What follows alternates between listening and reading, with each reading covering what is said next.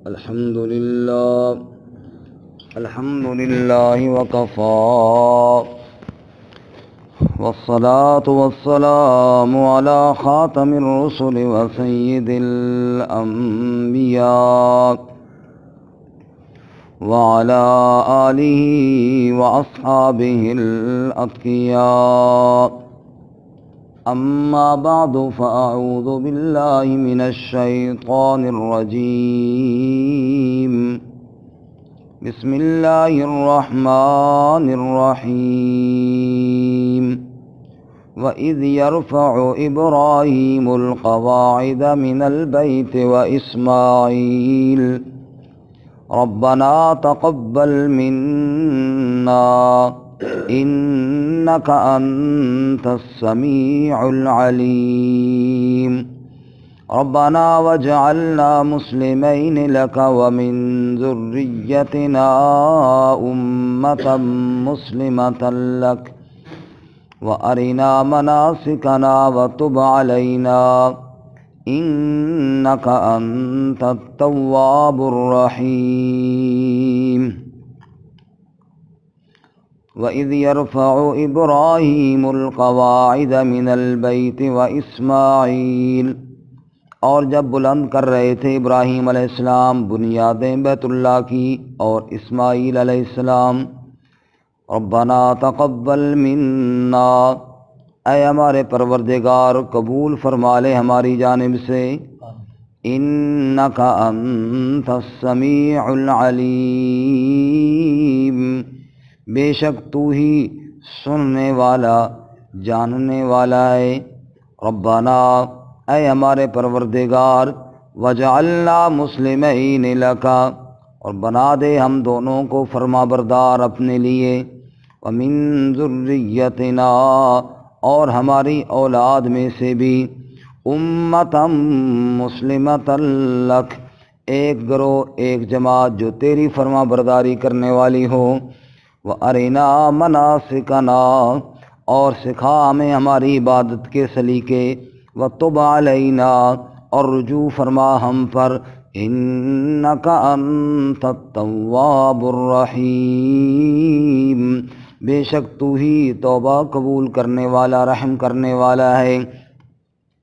سبحان ربک رب العزت عما یصفون وسلام علی المرسلین والحمد للہ رب العالمین. اللہم صل علی محمد وعلی آل محمد کما صلیت علی ابراہیم وعلی آل ابراہیم انک حمید مجید. اللہم بارک علی محمد وعلی آل محمد کما بارکت علی ابراہیم وعلی آل ابراہیم انک حمید مجید. معزز سامعین، سورۃ البقرہ کا 15واں رکوع آیت نمبر 127 اور 128 آپ کے سامنے تلاوت کی ہیں. اللہ رب العزت ان کے مطابق صحیح بیان کی توفیق عطا فرمائے اور ہمیں قرآن و سنت پر عمل کرنے کی توفیق عطا فرمائے. گزشتہ سبق میں آپ حضرات نے سنا کہ اللہ رب العزت نے بیت اللہ کا تذکرہ فرمایا اور بتایا کہ بیت اللہ بار بار لوگوں کے آنے کی جگہ ہے اور وہ امن کا ایک گھر ہے. اور ابراہیم اور اسماعیل علیہم السلام باپ بیٹا نے مل کر اس کی تعمیر اور ترقی کے لیے کوشش فرمائی، اور ابراہیم علیہ السلام نے اہل مکہ کے لیے رزق کی وسعت اور امن کی دعا فرمائی. اور آج کے سبق میں ابراہیم علیہ السلام اور اسماعیل علیہ السلام کی بیت اللہ کی تعمیر کرنے کا واقعہ ہے. فرماتے ہیں ابراہیم علیہ السلام کی ملت کو ہمارے اوپر اس لیے ہمارے ہاں جاری ہے ملت ابراہیمی کہ ابراہیم علیہ السلام کے اس امت پر احسانات بھی بہت ہیں، جیسے کہ ہمارا قبلہ کعبہ، اس کی تعمیر بھی ابراہیم علیہ السلام نے فرمائی، اور ہمارے نبی صلی اللہ علیہ وسلم کی کے لیے دعا بھی ابراہیم علیہ السلام نے فرمائی۔ صحابی رسول کہتے ہیں کہ میں نے عرض کیا یا رسول اللہ صلی اللہ علیہ وسلم اپنے بارے میں کچھ ہمیں بتائیے اور تعارف فرمائیے۔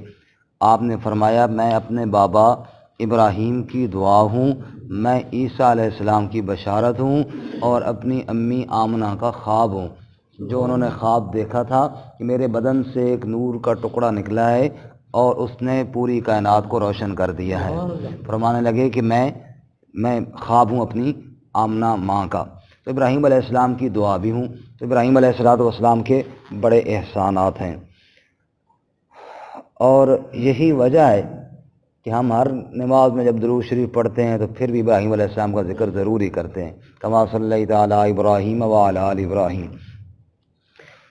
اس لیے فرماتے ہیں کہ وہ واقعہ بھی یاد کرنے کے قابل ہے جب وہ مقدس گھر بیت اللہ کی تعمیر فرما رہے تھے، ابراہیم علیہ السلام اور ان کے بیٹے حضرت اسماعیل علیہ السلام۔ سبحان اللہ۔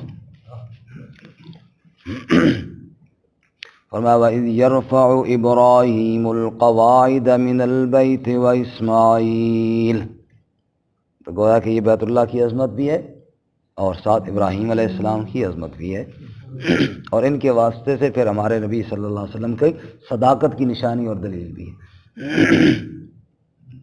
آج بھی مسلمان جب بیت اللہ کے پاس جاتے ہیں اور جا کر چکر لگاتے ہیں، وہ واپس آتے ہیں، ابھی تک ہر وقت بھی وہ جب بندہ سوچ ایک دفعہ آتی ہے تڑپ جاتا ہے، کاش اللہ ہم سب کو وہاں حاضری پھر نصیب فرمائے۔ مفتی تقی عثمانی صاحب نے ایک واپسی پر ایک حمد لکھی بڑی خوبصورت، جس میں وہ حرم کے تاثرات ہیں، پوری تو مجھے یاد نہیں، اس میں چند ایک شعر فرماتے ہیں: حرم کی مقدس فضاؤں میں گم ہوں، میں جنت کی ٹھنڈی ہواؤں میں گم ہوں، میں بیگانہ ہو کر ہر ایک ماں سوا سے بس ایک آشنا کی وفاؤں میں گم ہوں، کبھی حجر اسود کی کرنوں سے حیراں، کبھی ملتزم کی دعاؤں میں گم ہوں، یہ زمزم کے چشمے، یہ پیاسوں کے جمگھٹ، زمین سے ابلتی شفاؤں میں گم ہوں، جو تیرے در کے لگاتے ہیں چکر، میں ان درد دل کی اداؤں میں گم ہوں، حرم کی مقدس فضاؤں میں گم ہوں، یہ میزاب رحمت، یہ پر درد نالے، فلک سے برستی فضاؤں میں گم ہوں۔ کیسی اللہ تعالیٰ نے وہاں ایک رحمتیں اور جناب برکتیں، اور پھر جو میرے گناہوں کو بھی دھو رہی ہیں، جو میرے گناہوں کو بھی دھو رہی ہیں، میں رحمت کی ان انتہاؤں میں گم ہوں۔ ایسی انتہائیں اللہ تعالیٰ کی کہ جناب وہ ہر ایک کے گناہوں کو وہاں دھو رہی ہیں، ہر ایک دل سے ظلمت کے دل چھٹ رہے ہیں، ہر ایک دل سے ظلمت کے دل چھٹ رہے ہیں، میں رحمت کی ان انتہاؤں میں گم ہوں۔ کیسی اللہ کی رحمت وہاں پہ برس رہی ہوتی ہے، اللہ اکبر۔ تو اس کی تعمیر کرنے والے کون ہیں؟ حضرت ابراہیم علیہ السلام۔ چونکہ قرآن کریم میں چوتھے پارے میں اللہ فرماتے ہیں ان اول بیت وضع للناس للذی ببکہ، وہ پہلا گھر جو لوگوں کے لیے بنایا گیا وہ مکہ مکرمہ میں بیت اللہ شریف ہے۔ تو ابراہیم علیہ السلام نے تو بہت بعد میں تعمیر کی، اور یہاں پہ اللہ نے ان کی تعمیر کا ذکر بھی کیا تو فرمایا بنیادیں اٹھا رہے تھے، معلوم ہوا بنیادیں پہلے سے تھیں اور اوپر سے ابراہیم علیہ السلام اٹھا رہے تھے۔ اس سے پہلے والی جو تاریخ ہے بیت اللہ کی وہ 100% تو شاید نہ ملے، لیکن اتنی ضرور ہے کہ آدم علیہ السلام نے سب سے پہلے تعمیر کی بیت اللہ کی، کیونکہ پہلا گھر عبادت کے لیے بنایا گیا بیت اللہ، اور پھر شاید طوفان نوح میں جہاں اور چیزیں منہدم ہوئیں بیت اللہ بھی منہدم ہوا۔ اب وہ بنیادیں نیچے رہ گئیں، لیکن نشان بظاہر ایسا ممکن نہ تھا کہ پتہ چلتا، وہ نشان اللہ تعالیٰ نے ابراہیم علیہ السلام کی رہنمائی فرما دی، اور پھر وہاں سے آگے تعمیر ابراہیم علیہ السلام نے فرما دی۔ یہی وجہ ہے کہ بیت اللہ کو کعبہ بھی کہتے ہیں، اور کعب کہتے ہیں نا ابری ہوئی چیز کو، جیسے ہمارا یہ ٹخنا ہے نا، ٹخنا، اس کو بھی عربی میں کعب کہتے ہیں، کیونکہ اور دونوں ٹخنوں کعبین کہتے ہیں نا، وَأَرْجُلَكُمْ إِلَى الْكَعْبَيْن قرآن میں بھی ہے، ٹخنوں تک پاؤں دھو، تو یہ کعب اس کو کہتے ہیں کہ یہ ابری ہوئی ہڈی ہے نا، آپ دیکھیں نا تھوڑی سی ابری ہوئی ہڈی ہے، تو اس لیے اس کو کعب کہتے ہیں۔ وہ جگہ جو تھی بیت اللہ کی جہاں پہ بنیادیں چھپی ہوئی تھی، اوپر مٹی وغیرہ یا پتھر وغیرہ تھے، وہ جگہ تھوڑی ابری ہوئی تھی، لیکن ابراہیم علیہ السلام کو اللہ نے متعین کر کے بتایا کہ یہاں سے کھودیں تو بیت اللہ کی بنیادیں نکل آئیں گی، اور پھر آگے حضرت ابراہیم علیہ السلام نے اور اسماعیل علیہ السلام نے تعمیر فرمائی۔ بالکل مربع شکل میں نہیں، تھوڑی مستطیل شکل میں، اور چھت کے بغیر تعمیر فرمائی، اور اس کے 2 دروازے رکھے جو ہر ایک کے لیے ایک دروازے سے جاتے اور دوسرے سے نکلنا ممکن تھا۔ پھر اس کے بعد جب رسول اللہ صلی اللہ علیہ وسلم کی ولادت کے بعد اور بعثت سے پہلے مشرکین مکہ نے بیت اللہ کی دوبارہ تعمیر کی۔ ایک تو رسول اللہ صلی اللہ علیہ وسلم فرماتے ہیں کہ ابراہیم علیہ السلام نے جو دروازہ بنایا تھا وہ اونچا نہیں تھا، دروازہ اونچا ہے نا، اونچا نہیں تھا، بالکل زمین کی برابر تھا، جیسے یہ ہمارے دروازے ہیں زمین کی برابر تھا۔ دروازے بھی 2 تھے اور چھت بھی نہیں تھا اور مستطیل شکل میں تھا، بالکل مربع نہ تھا۔ جب مشرکین نے تعمیر کی تو ایک تو انہوں نے اس کو مربع شکل کر دیا اور وہ حتیم کو باہر نکال دیا۔ اس کی ایک وجہ تو یہ بھی بتاتے ہیں کہ ان کے پاس حلال کی کمائی کا چندہ کم پڑ گیا تھا۔ انہوں نے کہا تھا بیت اللہ تعمیر کرنی ہے اور اس میں پیسہ مشکوک نہیں لگنا چاہیے، جو اپنی خالص کمائی ہونا محنت مزدوری کی بالکل حلال 100% وہ لے کر آؤ، اور حلال پھر ہر دور میں شاید تھوڑا ہی ہوتا ہے، تو اس وقت پورا نہ بن سکا، تو انہوں نے کہا ٹھیک ہے تھوڑا اس کو باہر نکال دو۔ حتیم باہر نکل گیا اور باقی وہ مربع صورت میں بچ گیا۔ علماء فرماتے ہیں شاید بظاہر تو یہی سبب ہے کہ ان کے پاس پیسے تھوڑے تھے یا جو بھی تھا، لیکن یہ بھی اللہ تعالیٰ کی حکمت ہے، کیونکہ اب سارا بھی اگر چھت اکٹھا ہوتا تو ہم کو تو اندر داخل ہونے کی اجازت نہ ملتی نا، اب وہ حتیم باہر ہے، اس میں ہر خاص عام بھی چلا جاتا ہے، یہ بھی اللہ کی ایک حکمت ہوگی، واللہ تعالیٰ عالم۔ اب دوسرا انہوں نے دروازہ ایک بند کر دیا، ایک چھوڑا، اور جو چھوڑا اس کو بھی تھوڑا اونچا کر کے لگایا، زمین کی برابر نہ لگایا، تاکہ قریش چونکہ بیت اللہ کے متولی تھے اور یہ چاہتے تھے کہ جو اندر جائے وہ ہماری اجازت لے کر ہی جائے۔ اب نیچے ہو تو ہر بندہ جاتا ہے، اونچا ہو تو پھر ذرا ہر بندے کے لیے جانا مشکل ہوتا ہے، 7 تالا بھی لگایا، تو یہ اس وقت انہوں نے لگایا بیت اللہ کی۔ اس کے بعد رسول اللہ صلی اللہ علیہ وسلم نے حضرت عائشہ صدیقہ رضی اللہ تعالیٰ عنہ سے فرمایا تھا کہ میرا دل یہ چاہتا ہے کہ میں بیت اللہ کو شہید کروں اور حتیم کو بھی اس کے اندر شامل کروں اور دروازہ بھی نیچے کروں، تاکہ جیسے ابراہیم علیہ السلام نے بنایا تھا اسی صورت پہ ہو جائے۔ لیکن یہ کوئی ضروری اتنا ہے نہیں، اب لوگ نئے نئے اسلام میں آ رہے ہیں، ایک نئی ٹینشن بن جائے گی کہ پتہ نہیں یہ کیا ہوا جی، پہلے کیا تھا، تو اس لیے بس رہنے دو ادھر ہی، یعنی آپ نے اس طرح نہیں کیا۔ حضرت عائشہ صدیقہ رضی اللہ تعالیٰ عنہ کے بھانجے حضرت عبداللہ بن زبیر رضی اللہ تعالیٰ عنہ، چونکہ حضرت عائشہ کے بھانجے تھے، انہوں نے یہ بات حضرت عائشہ رضی اللہ تعالیٰ عنہ سے سنی ہوئی تھی، انہوں نے پھر آپ صلی اللہ علیہ وسلم کی اس خواہش کو یوں پورا کیا کہ بیت اللہ کو شہید کیا اور دوبارہ اسی صورت میں تعمیر کیا جس صورت میں ابراہیم علیہ السلام نے مستطیل صورت میں تھا، حتیم اندر شامل کیا، دروازہ بھی نیچے کیا، کہ جناب رسول اللہ صلی اللہ علیہ وسلم کی یہ خواہش تھی۔ اس وقت چلو ابتدائی دور تھا، اب تو اسلام مضبوط ہو گیا ہے، اب وہ مسئلہ بھی نہیں رہا، لیکن فوراً ہی حجاج بن یوسف نے جب وہ حملہ کیا اور حضرت عبداللہ بن زبیر کو شکست دی تو اس نے دوبارہ کہا کہ عبداللہ بن زبیر کون ہوتا ہے کہ جناب اس نے یہ تعمیر، اس نے فوراً پھر شہید کیا اور پھر اسی طرح حتیم کو باہر نکال دیا، دروازہ بھی اونچا کر دیا جیسے مشرکین کی تعمیر تھی، پھر اس طرح کر دیا۔ حجاج چلا گیا۔ اس کے بعد امام مالک رحمۃ اللہ علیہ سے کسی نے پوچھا، اب مجھے اب یہ یاد نہیں آ رہا، غالباً عمر بن عبدالعزیز رحمۃ اللہ علیہ نے یا کسی عمر بن عبدالعزیز رحمۃ اللہ علیہ نے پوچھا، انہوں نے کہا کہ حجاج نے جو یہ کی یہ بات ٹھیک نہیں کی، بات وہی ٹھیک تھی جو عبداللہ بن زبیر نے کی، تو آپ مجھے اجازت دیں تو میں دوبارہ بیت اللہ کو شہید کر کے پھر اس طرح تعمیر کر دوں۔ انہوں نے منع کیا کہ بس اب رہنے دو، کیونکہ ایک بادشاہ آئے گا گرائے گا، دوسرا آئے گا پھر گرائے گا، یہ تو کھلونا بن جائے گا بادشاہوں کا، اس لیے ہم بیت اللہ کو بادشاہوں کا کھلونا نہیں بننے دیتے، بس اب جس طرح ہے اسی طرح رہنے دیا جائے۔ چنانچہ یہ اسی طرح اب بھی موجود ہے اور انشاءاللہ قیامت تک موجود رہے گا۔ تو یہ بیت اللہ کی تھوڑی سی تاریخ جو میرے علم میں تھی میں نے آپ کے سامنے عرض کر دی۔ تو ابراہیم علیہ السلام نے ان بنیادوں کو اٹھایا جو حضرت آدم علیہ السلام کے دور سے بنی گئی تھی اور وہاں سے ابراہیم علیہ السلام نے بیت اللہ کی تعمیر کرنا شروع فرما دی۔ فرمایا وَإِذْ يَرْفَعُ إِبْرَاهِيمُ الْقَوَاعِدَ مِنَ الْبَيْتِ وَإِسْمَاعِيلُ، اور جب بلند کر رہے تھے ابراہیم علیہ السلام بنیادیں بیت اللہ کی اور اسماعیل علیہ السلام باپ بیٹا مل کر اللہ کا گھر تعمیر کر رہے ہیں۔ سبحان اللہ، سبحان۔ ہمیں بھی چاہیے نا کبھی اپنے بچوں کو ساتھ لگا کے مسجد کی صفائی کر دیں، اس کے ساتھ اللہ کے گھر کی اہمیت بچوں کے دل میں بھی آئے گی۔ ایسے آتے ہیں جوتے بھی جائیں لوگ. اور پھر ربنا تقبل منا انک انت السمیع العلیم. دعا کیا مانگی؟ اتنا اونچا عمل کیا، بیت اللہ کا تعمیر کر دی، اور پھر عاجزی دیکھو، اے اللہ اس کو قبول فرما لے. اگر تو نے قبول نہ کیا تو یہ تعمیر پھر تو کسی کام کی نہ رہی. اصل عمل کے اندر قبولیت ہے، اللہ قبولیت نصیب فرمائے. ربنا، اے ہمارے پروردگار، اے ہمارے رب، تقبل منا، اس کو قبول فرما لے ہماری طرف سے. انکا انت السمیع العلیم، بے شک تو ہی سننے والا، تو ہی جاننے والا ہے.